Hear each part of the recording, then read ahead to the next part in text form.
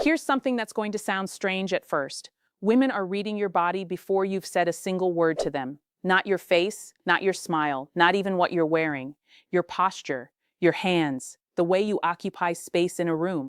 And most men over 55 walk into every social situation completely unaware that this silent evaluation is even happening, let alone what it's telling her. Stick with me for the next few minutes and I'll hand you 5 signals women notice without even realizing they're noticing them. And one of them, the third one, almost no man your age ever figures out on his own. Here's the quiet tragedy that plays out constantly. A man walks into a room. He's decent, he's kind, he has plenty to offer. But before he's said a word, something in his body has already told the woman across the room whether he's worth approaching, worth talking to, worth a second glance. And when nothing happens, when she doesn't come over, when the conversation never quite gets off the ground, he tells himself it was his age, or his looks, or bad luck. Almost never does he consider that his own body gave away a signal he never knew he was sending.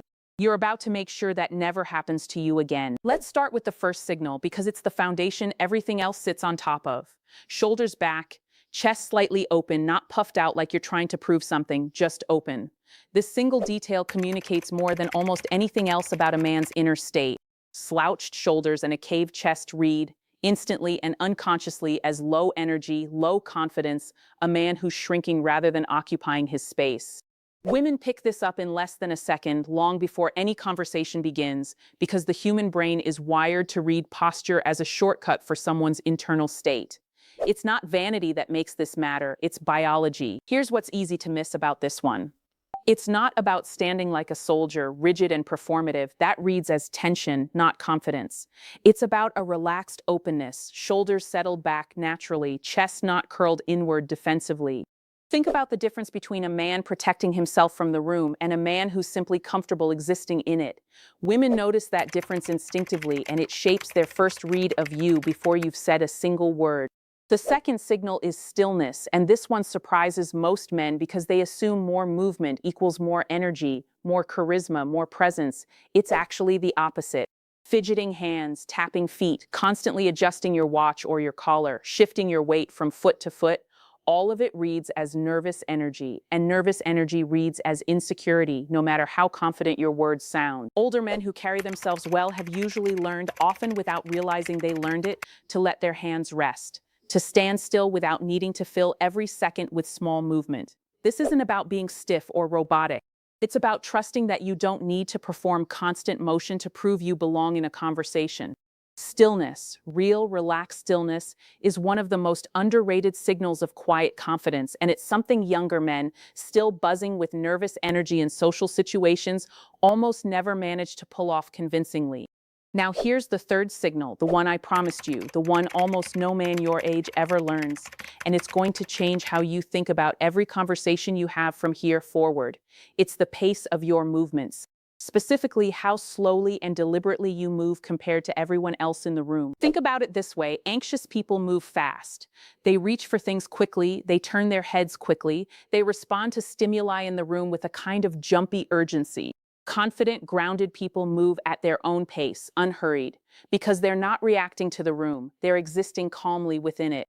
A man who reaches for his drink slowly, who turns to look at something with unhurried deliberateness, who doesn't rush his gestures even when he's excited, is silently communicating something extraordinarily rare, that he's not being controlled by his environment, he's simply present in it. Women notice this specifically in older men because it's supposed to be one of the genuine advantages of age. Younger men are often still operating on nervous urgency, rushing through gestures, rushing through conversations, moving like the world might disappear if they slow down.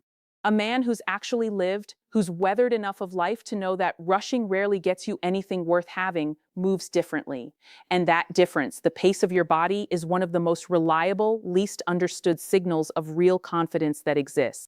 Almost nobody teaches this because almost nobody notices it consciously, they just feel its effect. But once you know to look for it, and more importantly, once you start practicing it deliberately, slowing your own pace, letting your movements breathe, you'll notice something shift in how people respond to you almost immediately. The fourth signal is eye contact, but with a nuance most men get wrong. It's not about holding eye contact as long as possible, staring someone down like you're trying to win a contest. That reads as aggressive or, frankly, a little unsettling. It's about comfortable, natural eye contact that doesn't dart away nervously the moment it's returned. Here's the test. When someone looks at you and you meet their eyes, do you hold that contact naturally for a beat before looking away normally? Or does your gaze flick away almost instantly, like you got caught doing something? That instant flick away, even a fraction of a second, reads as discomfort, as a kind of unconscious apology for existing in someone's space. Comfortable, held eye contact, followed by a natural, unhurried look away, communicates the opposite, that you're at ease being seen, that you're not afraid of someone's attention. This is another one of those signals that takes years to develop naturally because it requires a level of internal comfort that usually only comes with age and experience, which is exactly why it works so well in your favor once you've built it. The fifth signal is how you occupy space, specifically whether you take up a comfortable amount of room or whether you make yourself smaller than you need to be. This shows up in small ways. Do you sit with your arms crossed tightly against your body, or do you sit with a relaxed, natural spread? Do you stand off to the side of a room, physically minimizing your presence, or do you stand in a way that acknowledges you belong wherever you happen to be? This isn't about dominating a space or being loud about your presence. It's about not apologizing for existing in it. Men who've spent years shrinking themselves, whether out of politeness, insecurity, or simply old habits nobody ever corrected, send a constant, quiet signal that they don't quite believe they deserve to be there. Women pick up on this instantly, even if they couldn't articulate exactly what they're noticing. And the fix isn't complicated. It's simply a decision made consistently to occupy the space you're actually entitled to occupy without shrinking and without overcompensating either. Now, here's the thread running through all 5 of these signals. And once you see it, you genuinely can't unsee it. None of them are about performing confidence. They're about the absence of nervous energy. Every single one of these signals, open posture, stillness, slow, deliberate movement, comfortable eye contact, comfortable use of space, is really just a different expression of the same underlying thing. A nervous system that isn't anxious, that isn't rushing, that isn't apologizing for taking up room in the world. And here's why this actually works in your favor at your age, which is the part almost nobody tells men over 55. Younger men are still biologically and experientially closer to the anxious, urgent energy that comes with having something to prove. You, if you've lived enough life, have had the chance to actually settle into yourself in a way that simply takes decades to earn honestly. The problem is that most men never learn to translate that internal settledness into the physical signals that communicate it outward.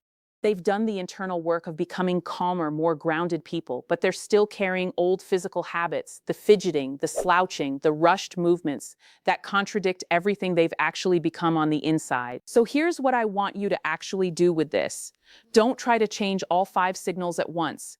That's how men end up looking stiff and self-conscious, which defeats the entire purpose. Pick one. Start with slowing your pace, since that's the one almost nobody else has learned, and simply notice over the next week how much slower you can move through ordinary moments, reaching for your coffee, turning to greet someone, standing up from a chair without losing any of your natural ease. Let the other 4 signals follow gradually as this one becomes more automatic. And remember something important here. This isn't about manipulation, and it isn't about performing something you don't actually feel. It's about letting your body finally catch up to the calm, grounded man you've likely already become through decades of living. The signals only work because they're true. A man who slows his movements while his mind is still racing with anxiety will still read as anxious, because people are remarkably good at sensing the gap between a performed signal and a genuine one. The real goal here is alignment. Let your body communicate what you've already earned internally, the calm, the patience, the groundedness that actually comes with age and experience. When your body and your internal state finally match, that's when women stop just noticing you and start genuinely being drawn toward you, often without being able to explain exactly why. If this gave you something to work with, stay close, because next time we're covering the question she asks that's secretly an open door, the one most men let close without ever realizing it was standing wide open the entire time.